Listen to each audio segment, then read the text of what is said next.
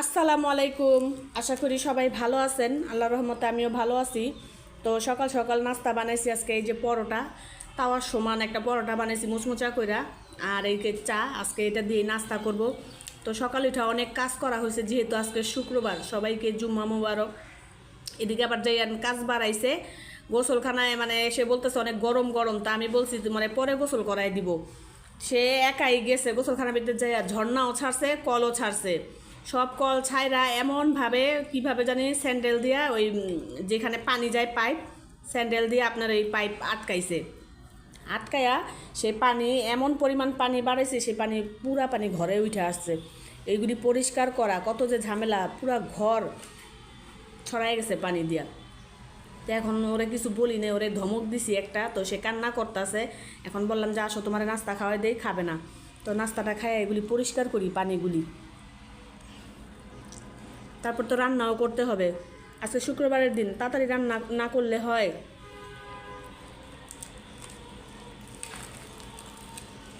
প্রত্যেক দিন একটা না একটা কাজ সে বাড়াবেই, প্রত্যেক দিন। এমন কোনো দিন নাই যে এই কাজটা সে করে নাই।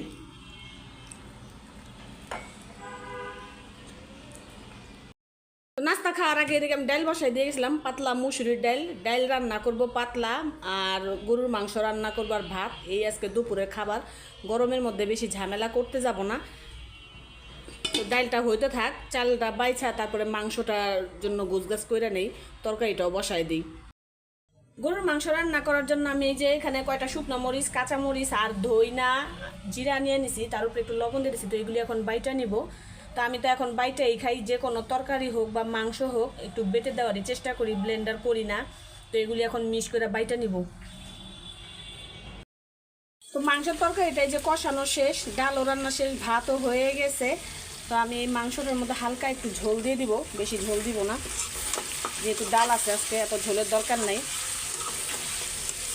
আর এইদিকে ঘর বাড়ির যা অবস্থা, এই যে বাথরুমের থেকে যে পানি ফালাইছে, গোসলের পানি, পুরো ঘর আমার একদম পানি পানি হয়ে গেছে।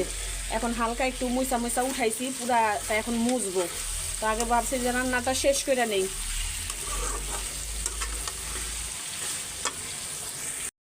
তো রান্না বাড়া সব শেষ করলাম, আর এখানে টেবিলে খাবারও দিয়ে দিছি।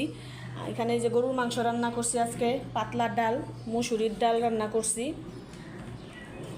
আর আছে সালাদ, আর কালকের একটু চাল কুমড়ার তরকারি আছে, বের করে রাখছি, ফ্রিজে ছিল। এই যে শাক, এটা আমরা একটু একটু করে খাইয়ে নিবনি, নাহলে তো ফালানি যাবে।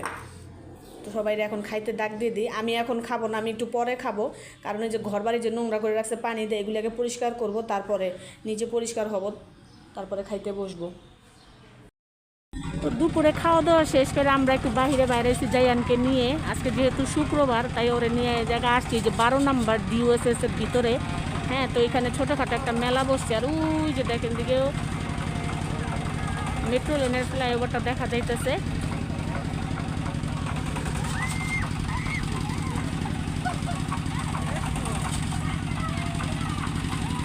তো এই যে জায়ান রাইডারে ওঠার জন্য দাঁড়ায় আছে, ছোটোখাটো একটা মেলার মতো আর কি। অনেক কড়া রোদ, কিন্তু রোদ থাকলে কি হবে, বাতাস আছে, খুব সুন্দর ঠান্ডা বাতাস, যেহেতু নদীর কাছাকাছি।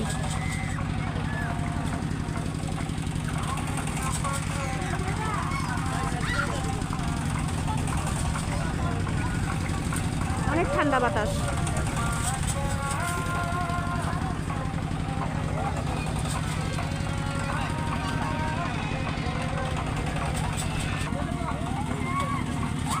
এই যে জায়ান, এই যে জায়ান,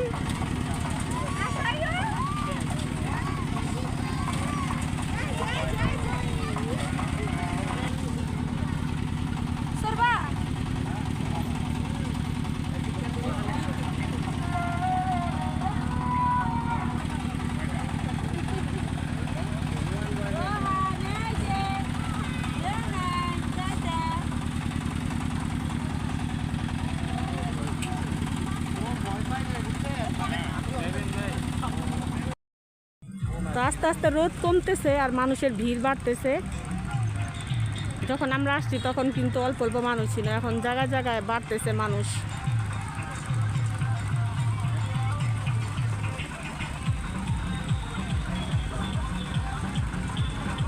রোদ নাইমা গেলে মনে হয় আরো মানুষের ভিড় বাড়বে।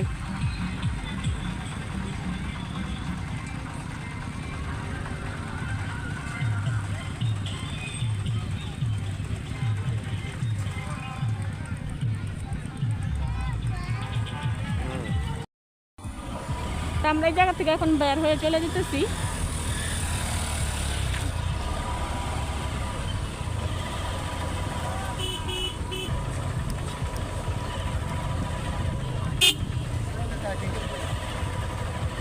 বালুর রাস্তা, আঁকা বাঁকা রাস্তা।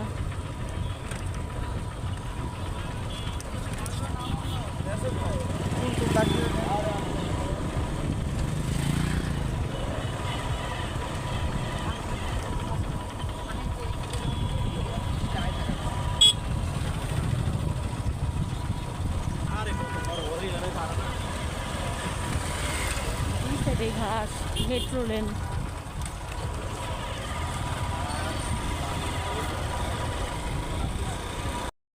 তো দেখেন ঠান্ডা এক পরিবেশ, সুন্দর পরিবেশ।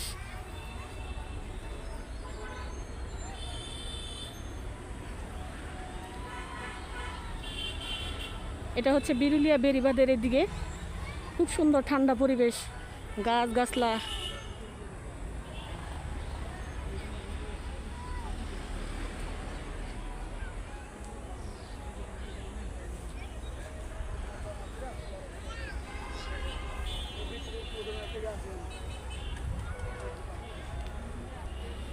নিরিবিলি আর একদম ঠান্ডা।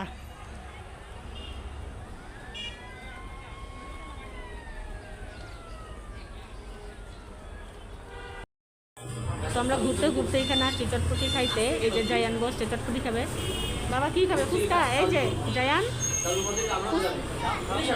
ফুচকা খাবে না চটপটি খাবে?